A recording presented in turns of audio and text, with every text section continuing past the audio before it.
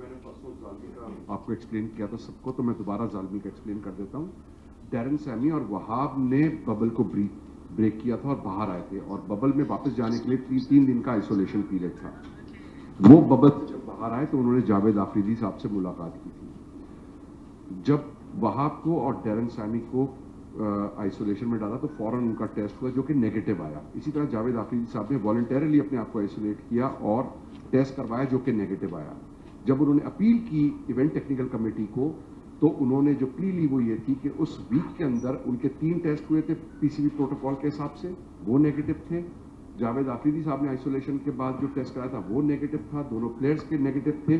تو انہوں نے صرف یہ پلی کی تھی کہ جب نیگیٹو ایک ٹرینڈ ہے, سب کے نیگیٹو ہیں, اور آپ کو یہ پتا ہے کہ ببل سے جب 2 لوگ باہر آئے ہیں اور وہ صرف ایک صاحب سے ملے ہیں, تو آپ اس کو سمپیتھیٹیکلی کنسیڈر کریں. ایونٹ ٹیکنیکل کمیٹی نے کامن سینس استعمال کرتے ہوئے, کیونکہ یہ اسٹیبلش ہو رہا تھا کہ 2 پلیئر جو باہر آئے وہ صرف ایک صاحب سے ملے ہیں, اس لیے انہوں نے ان دونوں پلیئرز کو الاؤ کیا. میں نے آپ کو اس وقت بھی ایگزامپلس 2-4 دیے تھے.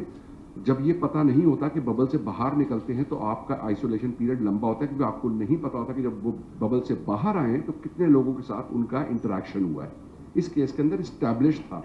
آپ کو یاد ہوگا انگلینڈ میں ہمارے ایک پلیئر گولف کے لیے چلے گئے تھے, بالکل کلیئر تھا کہ وہ ایک لیڈی گولفر کے ساتھ ملے تھے.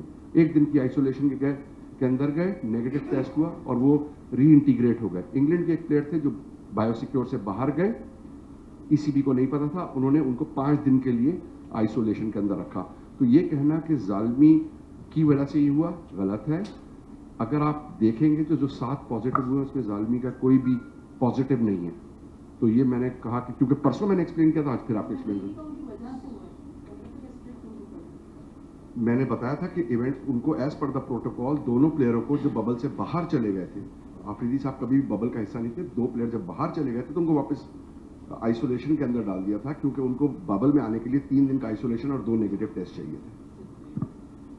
اچھا, دنیا بھر میں یہ ہوتا ہے جب سے سمپٹم جنریٹ ہوتے ہیں تو لانگ ڈیوریشن کے لیے آئسولیٹ کیا جاتا ہے.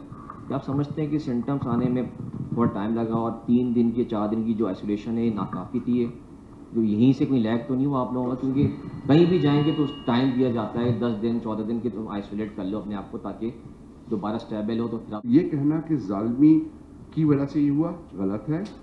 اگر آپ دیکھیں گے تو جو 7 پازیٹیو ہوئے اس میں زالمی کا کوئی بھی پازیٹیو نہیں ہے. تو یہ میں نے کہا کہ کیونکہ پرسوں میں نے ایکسپلین کیا تھا, آج پھر آپ کو ایکسپلین کروں. میں نے بتایا تھا کہ ایونٹ ان کو ایز پر دا پروٹوکال دونوں پلیئروں کو جو ببل سے باہر چلے گئے تھے, آفریدی صاحب کبھی بھی ببل کا حصہ نہیں تھے, 2 پلیئر جب باہر چلے گئے تھے تو ان کو واپس آئسولیشن کے اندر ڈال دیا تھا, کیونکہ ان کو ببل میں آنے کے لیے 3 دن کا آئسولیشن اور 2 نیگیٹو ٹیسٹ چاہیے تھے. اچھا, دنیا بھر میں یہ ہوتا ہے جب سے سمپٹم جنریٹ ہوتے ہیں تو لانگ ڈیوریشن کے لیے آئسولیٹ کیا جاتا ہے. کیا آپ سمجھتے ہیں کہ سمپٹمس آنے میں تھوڑا ٹائم لگا اور 3 دن کے 4 دن کی جو آئسولیشن ہے ناکافی تھی, جو یہیں سے کوئی لیگ تو نہیں ہوا آپ لوگوں کا؟ کیونکہ کہیں بھی جائیں گے تو ٹائم دیا جاتا ہے 10 دن 14 دن کے, تم آئسولیٹ کر لو اپنے آپ کو تاکہ دوبارہ اسٹیبل ہو. تو